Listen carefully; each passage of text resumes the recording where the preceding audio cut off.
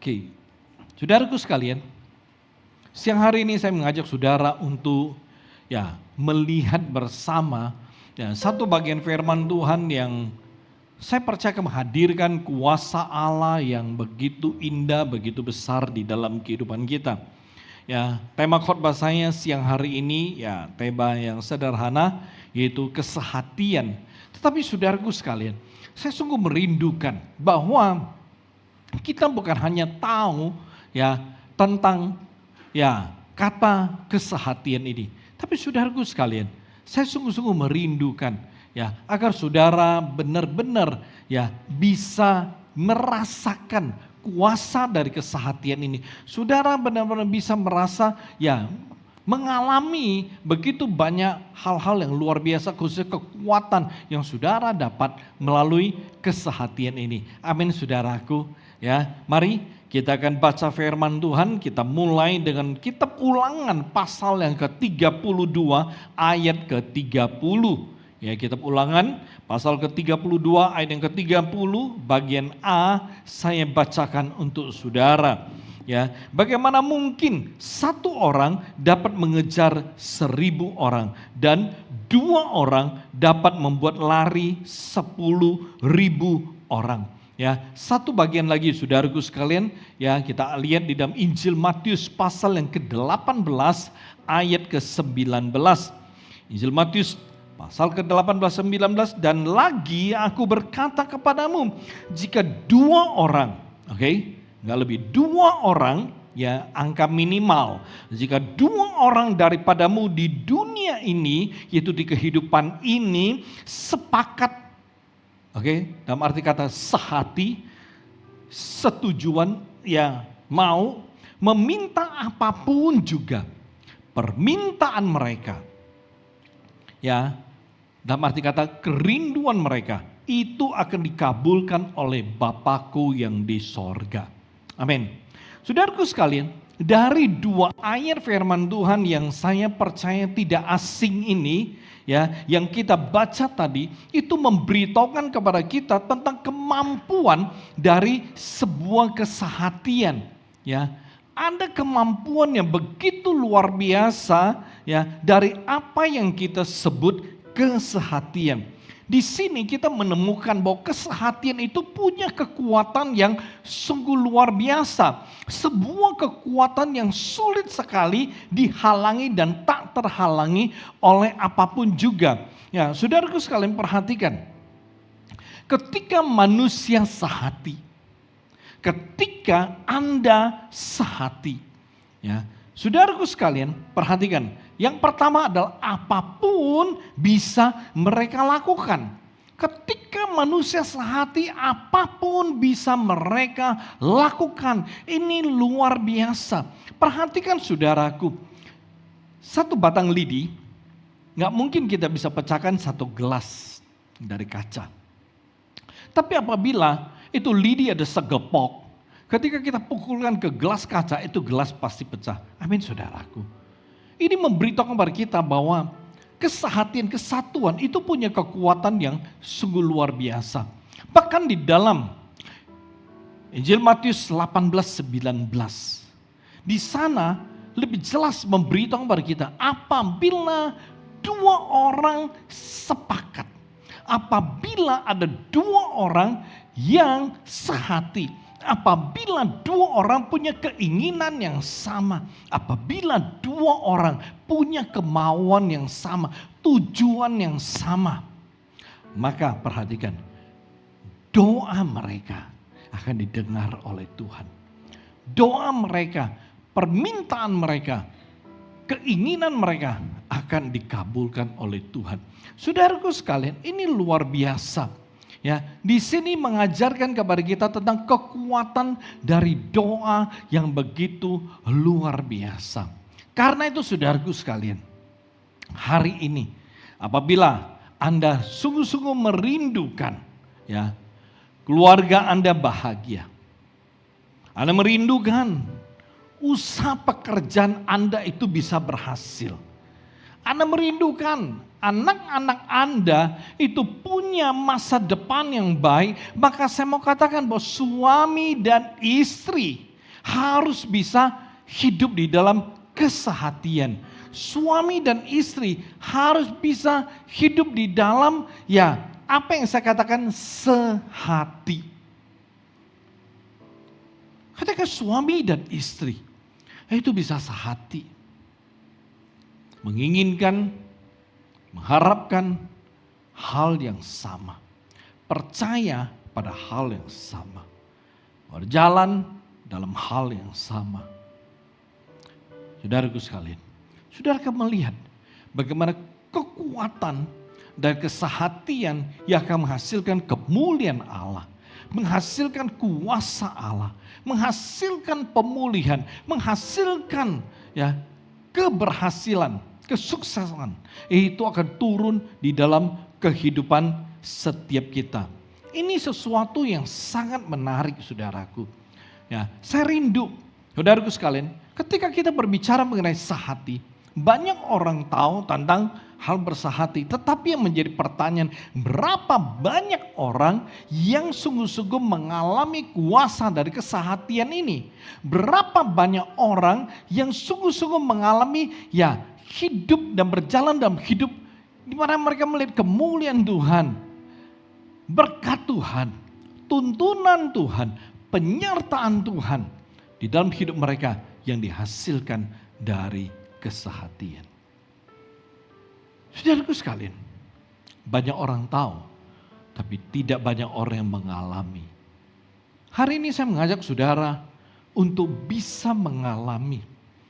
Kita bukan hanya sekedar tahu, tapi kita mengalami. Kita punya Tuhan yang hidup, saudaraku.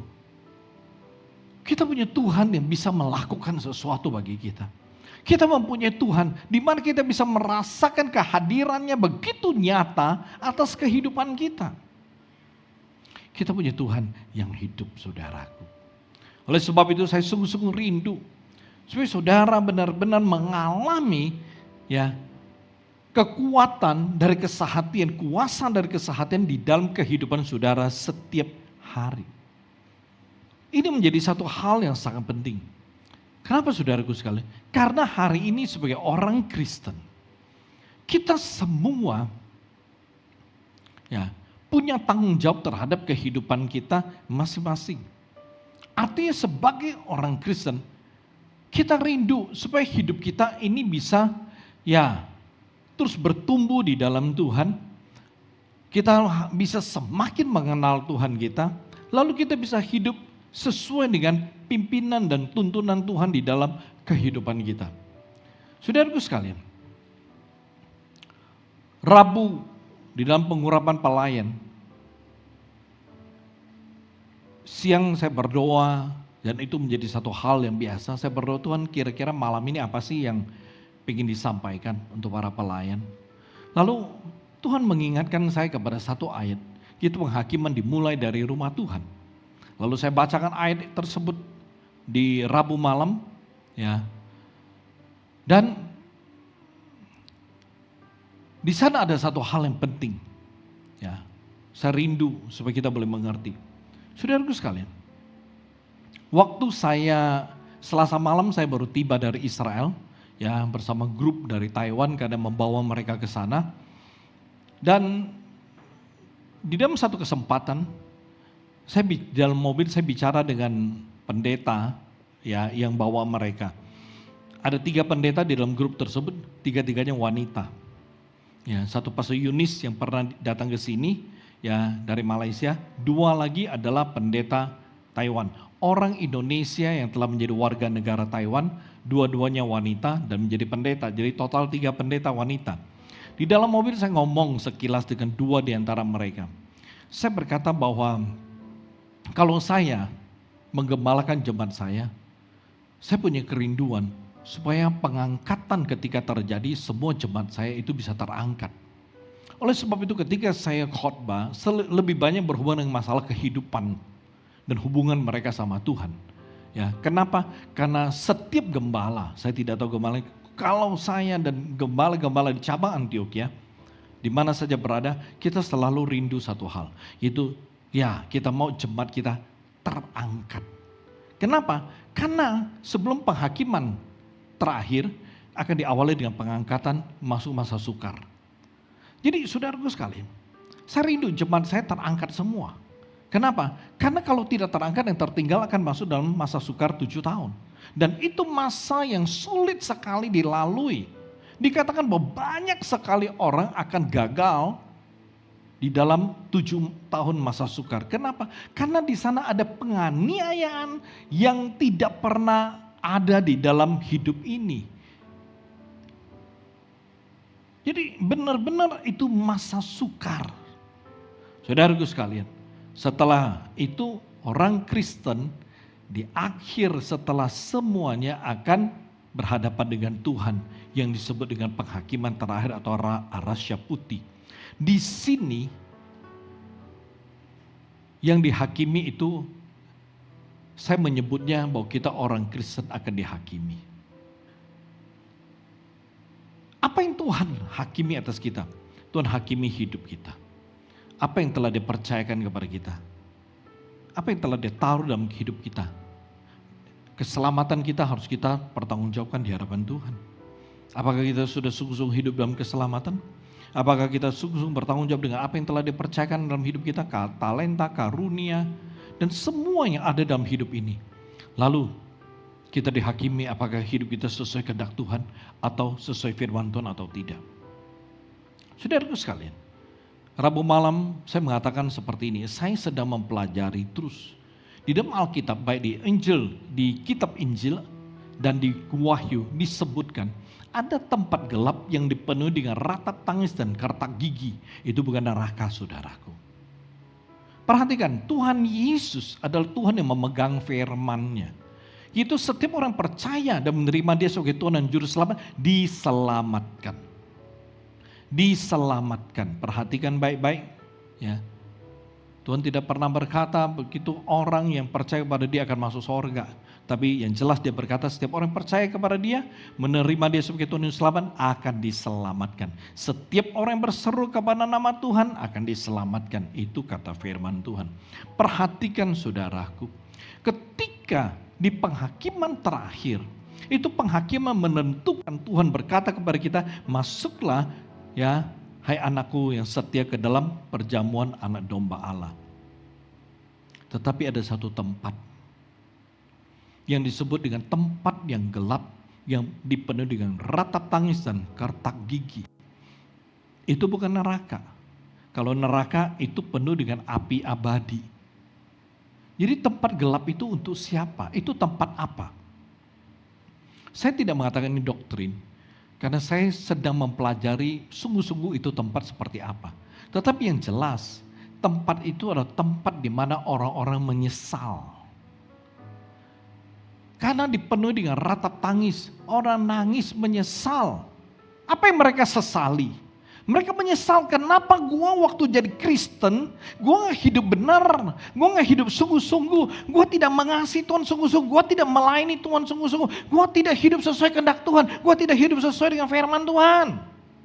Tetapi ketika Anda telah masuk ke dalam, Anda mau nyesal seperti apapun, itu tidak akan mengubah keadaan Anda, tidak akan mengubah kondisi Anda, tidak akan mengubah keputusan Tuhan. Karena di penghakiman terakhir, begitu keputusan dibuat, maka itu keputusan tidak bisa diubah. Oleh sebab itu saudaraku sekalian, saya katakan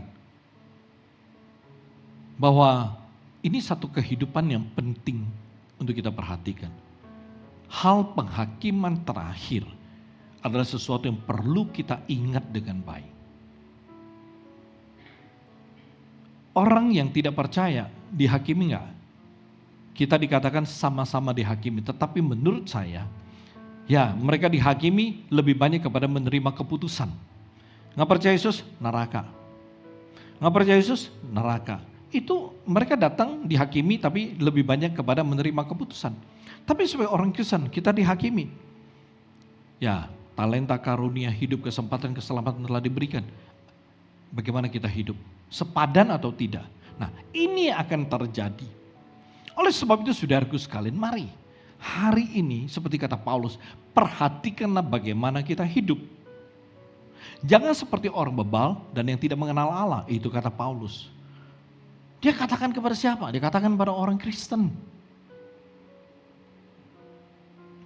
Oleh sebab itu mari hari ini perhatikan bagaimana kita hidup.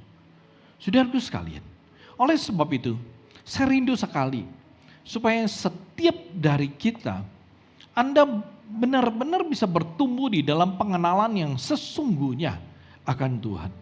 Anda boleh sungguh-sungguh bertumbuh di dalam pengenalan akan hidup sebagai orang Kristen yang sesungguhnya. Mungkin kau berkata kalau gitu, wah susah juga hidup sebagai orang Kristen. Enggak susah. Saya enggak katakan enggak susah. Saudara sekalian, Roma 8:29 dikatakan bahwa kita telah dipilih dan ditetapkan.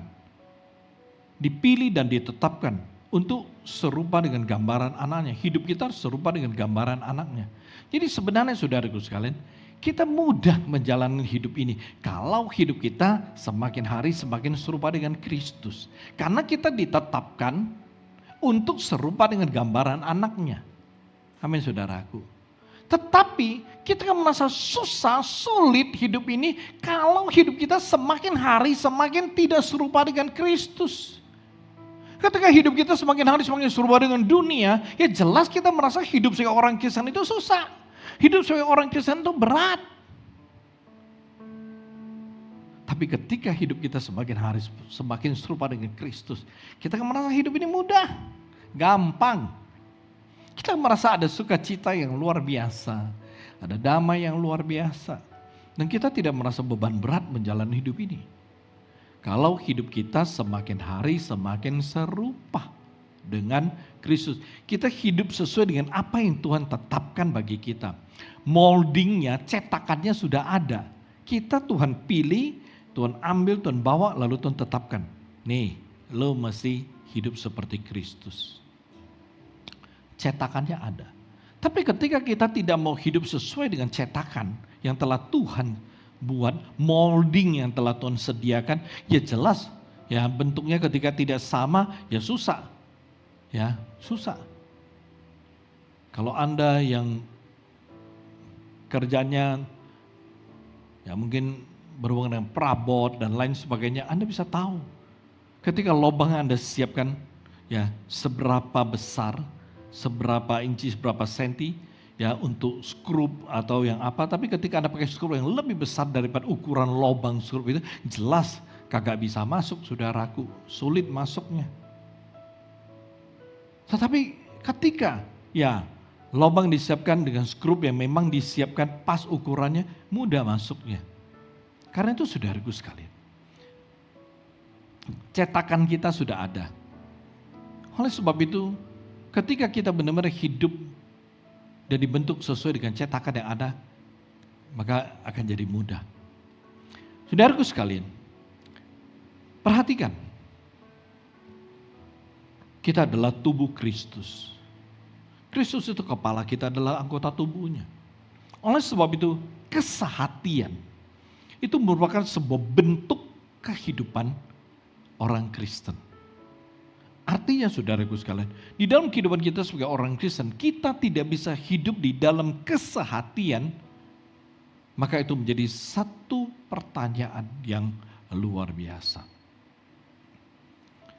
Kalau Kristus adalah kepala dan kita adalah anggota tubuh, saudaraku sekalian, kalau Anda memperhatikan seluruh sistem tubuh Anda akan menemukan bahwa sistem tubuh ini terintegrasi di dalam sebuah sistem yang sempurna. Artinya apa? Artinya semua syaraf, semua otot, semua organ tubuh itu berada di dalam satu kesatuan. Dalam satu kesatuan, dalam sebuah integrasi sistem yang begitu luar biasa. Bayangkan saudaraku, ya, ketika badan Anda gatal, ya, tangan otomatis akan pergi ngegaruk tuh punggung. Amin saudaraku. Ya, nggak mungkin punggung kita gatal, tangan bilang garuklah sendiri. Bingung saudaraku. Ya. Oleh sebab itu kita melihat bahwa ada spontanitas yang begitu luar biasa yang ketika kita berada di dalam sebuah bentuk kesehatian, sebuah hidup yang sehati, maka ada sebuah bentuk spontanitas yang akan terlihat. akan terlihat spontanitasnya nyata, saudaraku. Ya, kaki gatal, tangan langsung pergi garuk. Kepala gatal, tangan langsung pergi garuk. Saudaraku sekalian, kenapa? Spontanitas. Karena sebuah bentuk hidup kesehatian. Nah, saudaraku sekalian, oleh sebab itu kita melihat ketika hidup kita, tubuh kita ini ya bergerak di dalam sebuah peran kesehatian, kita akan melihat bahwa ya kita akan merasa nggak ada masalah dengan tubuh kita. Ya, ada yang pegal, tangan satu lagi akan pergi pijit dan lainnya sebuah. Itu menarik sekali. Ya, ketika peran kesehatian itu bergerak dengan cara yang luar biasa di dalam hidup kita, maka kita akan menemukan kita bisa menjalani sebuah kehidupan yang baik. Oleh sebab itu saudaraku sekalian, hari ini saya mengajak saudara untuk melihat bagaimana kita bisa mengaplikasikan kuasa kesehatian ini di dalam kehidupan bergereja, pelayanan, ya, maupun kehidupan kita sebagai orang Kristen pada hari ini. Ya, ini menarik. Saya katakan bahwa kesehatan ini punya kuasa, karena mari kita coba lihat gimana cara kita aplikasikan kuasa kesehatan ini. Artinya bagaimana kita bisa melihat dan merasakan ya kuasa kesehatan itu di dalam kehidupan kita sebagai orang Kristen pada hari ini. Saya mulai dengan yang pertama, ada 3 poin saudaraku, tapi mungkin minggu ini saya bahas 1 poin, sisanya saya lanjutkan minggu depan. Poin yang pertama ya, agar kita bisa sungguh-sungguh merasakan hidup di dalam ya kuasa kesehatan adalah harus mengerti, bisa sehati dengan pemimpin yang dipercayakan. Oke. Kita lihat dalam kitab Keluaran pasal yang ke-17 ayat 9 sampai dengan ayat yang ke-13. Kitab Keluaran pasal 17 ayat 9 sampai 13. Musa berkata kepada Yosua, pilihlah orang-orang bagi kita, lalu keluarlah berperang melawan orang Amalek. Besok aku akan berdiri di puncak bukit itu dengan memegang tongkat Allah di tanganku. Ya, tongkat inilah yang kemudian berada di dalam tabut perjanjian. Ayat 10, lalu Yosua melakukan seperti yang dikatakan Musa kepadanya. Perhatikan, garis bawahi. Lalu Yosua melakukan seperti yang dikatakan Musa kepadanya dan berperang melawan orang Amalek. Tetapi Musa, Harun dan Hur telah naik ke puncak bukit. Ayat 11, dan terjadilah apabila Musa mengangkat tangannya, lebih kuatlah Israel. Tetapi apabila ia menurunkan tangannya, lebih kuatlah Amalek. Maka penatlah tangan Musa. Sebab itu mereka mengambil sebuah batu, diletakkanlah di bawahnya supaya ia duduk di atasnya. Harun dan Hur menopang kedua belah tangannya, seorang di sisi yang satu, seorang di sisi yang lain, sehingga tangannya tidak bergerak sampai matahari terbenam. Demikianlah Yosua mengalahkan Amalek dan rakyatnya dengan mata pedang. Amin. Perhatikan saudaraku, berikut firman Tuhan ini. Pada waktu Musa menyuruh Yosua memilih orang-orang untuk berperang melawan Amalek, perhatikan, Yosua taat. Yosua mendengar apa yang dikatakan Musa. Yosua yang melakukan perintah Musa. Dia kemudian mengumpulkan orang-orang, dia memilih mereka, lalu membawa mereka ke medan perang. Untuk apa? Berperang dengan Amalek. Dari sini kita melihat bagaimana Yosua dia bersehati dengan Musa pemimpinnya. Nah, peperangan yang terjadi antara orang Amalek sama orang Israel di Rafidim itu merupakan ya sebuah peperangan yang sungguh-sungguh unik. Ya, tetapi di sini mengajarkan kepada kita ada satu peran kesehatian yang begitu nyata. Uniknya di mana saudara? Uniknya adalah pada waktu tangan Musa itu berada di atas, maka bangsa Israel itu menang. Lebih kuat dan menguasai peperangan. Tetapi saudaraku sekalian, ketika tangan Musa itu turun, maka bangsa Amalek itu menjadi lebih kuat. Mereka menguasai peperangan dan mereka mulai mendesak bangsa Israel. Saudaraku sekalian, Harun dan Hur menyadari hal itu. Lalu mereka melakukan satu hal yang luar biasa. Mereka berdua pergi mengambil sebuah batu. Lalu dijadikan tempat duduk untuk Musa dan minta Musa duduk. Ya, habis itu mereka berdua berdiri di sebelah kanan dan di sebelah kiri. Mereka berdua memegangi tangan Musa. Ya, sehati memegangi tangan Musa supaya tangan Musa tetap berada di atas. Saudaraku sekalian, kalau kita baca seluruh perikop, kita melihat bahwa mereka menahan tangan Musa tetap di atas sampai matahari terbenam.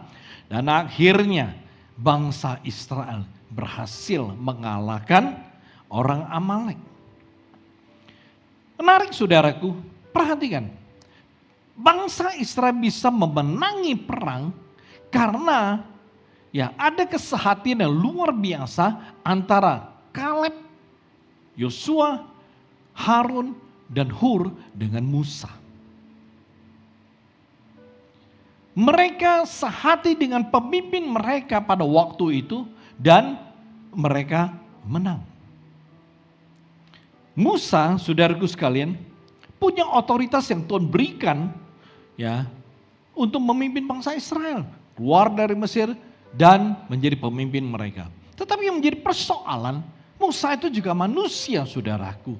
Dia tidak bisa melakukannya seorang diri dengan mengangkat tangannya terus-menerus. Ya, karena tangannya itu bisa lelah. Dia bisa capek, tangannya bisa menjadi lemah. Musa membutuhkan dukungan orang-orang yang bisa sehati dengan dia, saudaraku. Kita melihat ketika Yosua sehati dengan Musa, dia taat pada perintah Musa, dia bawa orang untuk berperang.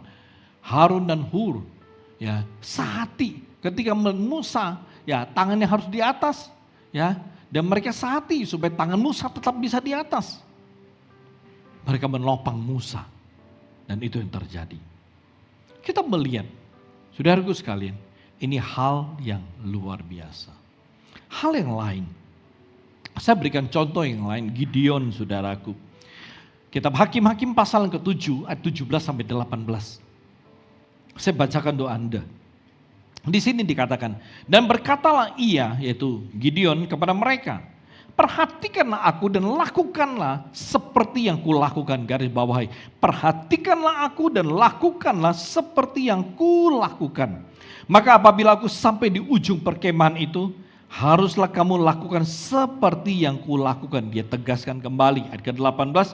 Apabila aku dan semua orang yang bersama dengan aku meniup sangkakala, maka haruslah kamu juga meniup sangkakala sekeliling seluruh perkemahan itu dan berseru demi Tuhan dan demi Gideon. Saudaraku sekalian, kita tahu bahwa Tuhan itu pilih dan panggil Gideon keluar ya, untuk menjadi salah satu pemimpin bangsa Israel pada waktu itu adalah untuk melepaskan Israel dari penjajahan orang Midian, musuh mereka. Saudaraku sekalian, Tuhan itu setia. Ketika bangsa Israel berseru kepada Tuhan, pada waktu mereka sudah tidak tahan dan mereka berseru kepada Tuhan, Tuhan adalah Tuhan yang setia. Dia mendengarkan doa. Lalu dia bangkitkan hakim-hakim untuk mereka. Gideon, pada waktu dia bangkitkan untuk mereka. Dan setelah Gideon Tuhan pilih. Lalu Gideon memimpin bangsa Israel untuk melawan orang-orang Midian. Saudaraku sekalian, Alkitab berkata, Gideon mengumpulkan 30.000 orang. 30.000 orang. Dan saudaraku sekalian, menurut Gideon jumlah itu belum cukup dibandingkan dengan bangsa Midian yang totalnya 4 raja bergabung jadi satu. Ada 100.000 lebih tentara-tentara Midian. 30.000 orang Gideon siapkan. Tapi apa yang terjadi saudaraku dari 30.000 itu? Tuhan berkata pada Gideon, itu tentara, orang-orang yang lu bawa itu kebanyakan. Lalu dia bilang sama Gideon, tanya mereka, yang takut boleh pulang. Ketika Gideon dengar apa kata Tuhan, dia kasih tahu bangsa Israel, yang takut boleh pulang. Sebagian pulang. Sisanya Tuhan bilang masih kebanyakan. Lalu Tuhan saring lagi, Tuhan bilang suruh mereka minum air. Saudaraku sekalian, mereka minum air. Dari cara minum air, Tuhan mulai pilih. Total, Tuhan pilih 300 orang. Artinya apa saudaraku? Artinya Tuhan hanya membutuhkan 1%. Dari 30.000, Tuhan hanya perlu 1%, 300 orang. Tuhan saring mereka, dan hari ini tempat itu dikenal dengan mata air Gideon atau Gideon Spring. Ini adalah salah satu tempat yang nanti bulan Oktober gereja kita akan ke Israel, kita akan pergi ke tempat ini. Salah satu program. Saudaraku sekalian, perhatikan. Gideon memilih sesuai dengan cara Tuhan. 300 orang. Tapi apa yang terjadi saudaraku sekalian?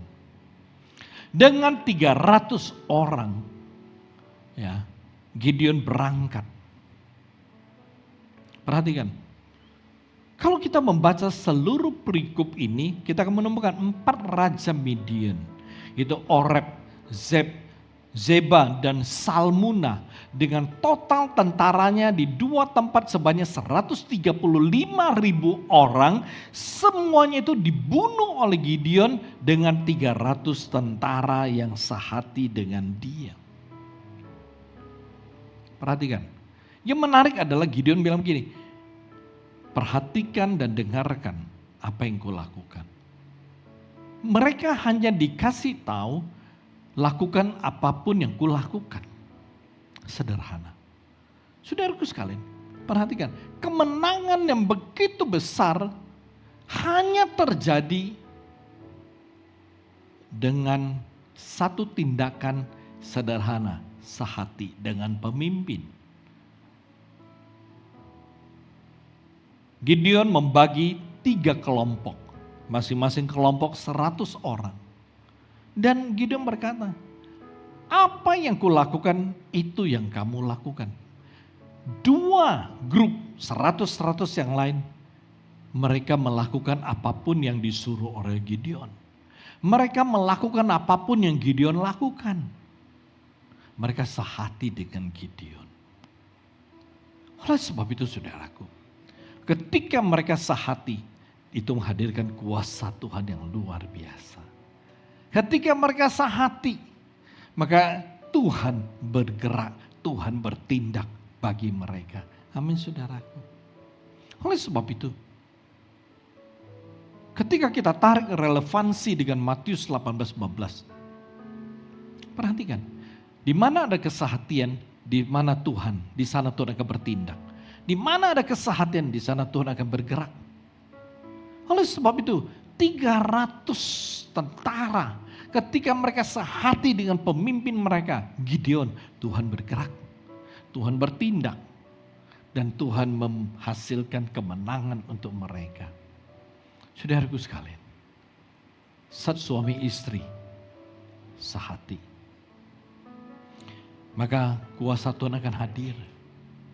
Mujizat akan hadir, kemuliaan Tuhan akan hadir, berkat Tuhan akan hadir. Oleh sebab itu saudaraku sekalian, ketika 2 orang sehati, suami istri ketika sehati, saudaraku sekalian, Anda akan melihat hal-hal yang tidak pernah Anda lihat dalam pernikahan Anda. Hal-hal yang tidak pernah Anda lihat di dalam keluarga Anda.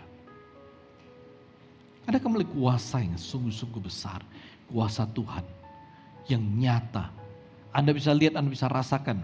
Anda bukan hanya dengar, tapi Anda bisa lihat, Anda bisa rasakan. Karena kuasa Tuhan, kemuliaan Tuhan memang bisa dirasakan. Amin saudaraku. Oleh sebab itu, ini menjadi satu hal yang sungguh-sungguh menarik. Mari kita kembali.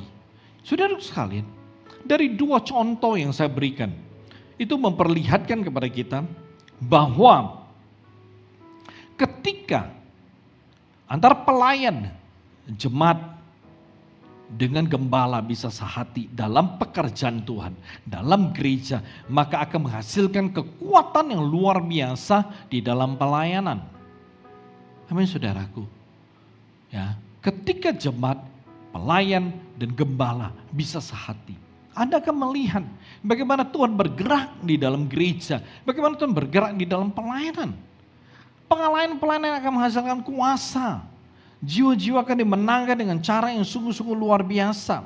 Oleh sebab itu mari saudaraku sekalian, ya, belajar untuk bisa sehati, ya, dengan pemimpin, dengan gembala yang Tuhan percayakan. Ya, saya mau katakan saudaraku sekalian, walau sebagai pemimpin atau sebagai gembala Anda, Tuhan berikan saya otoritas untuk menggembalakan, ya, Anda semua, untuk memimpin Anda semua. Tapi saudaraku sekalian, Anda harus mengerti bahwa saya tidak bisa melakukannya sendiri. Saya tidak bisa menggembalakan sendiri. Saya tidak bisa melayani sendiri. Saya nggak bisa melakukannya sendiri. Nggak bisa single fighter saudaraku. Ya, nggak. Oh, jemaat datang berdiri depan pintu, salaman satu-satu, selamat datang, begitu. Oh, jam nyampe itu betul, kucuk, lari ke atas. Mari kita berdiri, kita angkat pujian, nyanyi, mimpin pujian. Begitu selesai mimpin pujian, doa. Mari kita dengarkan firman Tuhan. Selesai bla bla bla, begitu habis. Doa berkat, kucuk, lari ke belakang, salaman. Ya, sampai jumpa minggu depan, Tuhan berkati. Nggak bisa melakukannya sendiri. Nggak bisa nyanyi sendiri, main musik sendiri. Walau background saya adalah pemusik. Dari musik duniawi, kemudian ke musik gerejawi, menjadi pemusik di gereja, kemudian masuk dalam pengembalaan. Tapi saya nggak bisa melakukannya sendiri, saudaraku. Ya, saya membutuhkan Anda. Ya, saya membutuhkan para jemaat, saya membutuhkan para pelayan, di mana kita bisa bersahati bersama-sama melayani Tuhan. Kita bisa sehati di dalam ladang misi yang Tuhan telah berikan kepada kita di tempat ini. Amin saudaraku sekalian. Oleh sebab itu saya mau katakan, ketika kita sehati, Anda jemaat pelayan, Anda sehati dengan gembala, saya percaya satu hal, yaitu bahwa kuasa Tuhan akan nyata di dalam pelayanan. Ada kekuatan di dalam pelayanan gereja kita. Amin saudaraku. Oleh sebab itu mari, ya, kalau kita mau bisa sehati, kita perlu mengerti bagaimana caranya saudara bisa sehati dengan pemimpin atau dengan gembala. Yang pertama, saudaraku sekalian, yang perlu Anda lakukan, dengarkan arahan pemimpin atau gembalamu. Saudaraku sekalian, artinya apa? Artinya ketika, ya, saya berkata mari belajar, ya, baca Alkitab, doa, ya, ketika saya mulai memberikan pengarahan, saudaraku sekalian, ketika Anda melakukannya, saya mengatakan bahwa itu akan menjadi satu hal yang sangat luar biasa, ya. Karena Anda menemukan bagaimana hidup Anda itu bisa bertumbuh. Lalu yang kedua, lakukan yang disuruh. Ya, lakukan yang disuruh, lakukan yang diminta. Ya, ketika, ya, sebagai gembala kita meminta Anda, mari berdoa untuk keluarga yang belum percaya. Usahakan bawa mereka untuk datang ke gereja, bawa mereka untuk percaya kepada Yesus, dan Anda lakukan, saudaraku sekalian, maka Anda akan melihat pelayanan itu akan bertumbuh. Dan hal yang lain adalah percaya dan dukung keputusan, ya, serta tindakan pemimpin atau gembalamu yang benar. Yang salah jangan diikutin saudaraku, yang benar.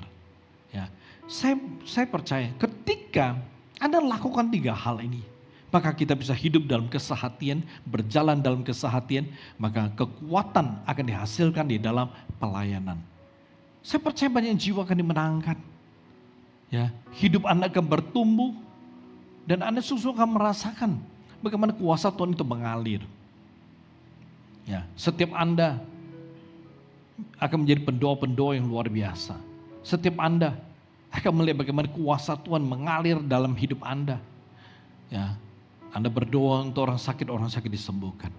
Anda berdoa untuk mereka yang sedih, berbeban berat, mereka akan mendapat kelegaan.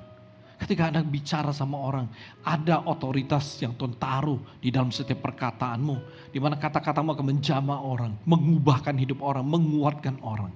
Saudaraku sekalian, saya percaya ketika kita bersama-sama, bertumbuh bersama-sama, Lakukan apapun diajar, maka saudara akan tumbuh menjadi jemaat-jemaat yang powerful. Menjadi murid-murid Tuhan yang penuh kuasa. Saudaraku sekalian, kita semua sama-sama murid. Bedanya, hari ini saya di atas mimbar, Anda di bawah mimbar. Tapi saudaraku sekalian, kita punya peran yang sama dalam tubuh Kristus. Saya merindukan Anda punya kuasa yang sama. Dan Anda bisa punya kuasa yang sama. Karena Anda adalah murid-murid Tuhan. Kita semua murid-murid Tuhan. Dan kuasa Tuhan diberikan kepada kita semua. Bukan hanya kepada pendeta. Oleh sebab itu saudaraku sekalian, mari hiduplah berkenan kepada Tuhan. Hiduplah sesuai kehendak Tuhan. Hiduplah sesuai firman Tuhan. Maka Anda akan melihat bagaimana kuasa Tuhan untuk mengalir dalam hidupmu. Hidupmu akan menjadi berkat. Hidupmu akan menjadi terang. Dan hidupmu akan sungguh-sungguh akan menolong banyak orang. Dan orang-orang akan menemukan Tuhan Yesus yang benar ada dalam hidupmu. Oleh sebab itu saudaraku sekalian, ini hal yang pertama. Ya, Anda kalau rindu melihat kuasa kesehatian itu nyata, mari saudaraku sekalian, belajar untuk bersehati ya dengan pemimpin, dengan gembalamu. Dan saya percaya bahwa Tuhan akan membuat gereja kita berubah. Ketika kita sehati, ya bersama-sama, saya percaya pertumbuhan akan terjadi dengan signifikan. Amin saudaraku. Ya, jiwa-jiwa akan menangkan. Tempat ini tidak akan muat ketika kita sehati bersama-sama. Amin saudaraku. Mari kita tundukkan kepala.